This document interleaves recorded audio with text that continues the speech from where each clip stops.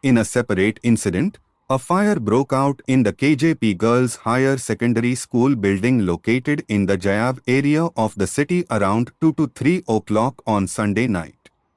The cause of the fire could not be known till the news was received, but the fire was so terrible that the building was completely reduced to ashes.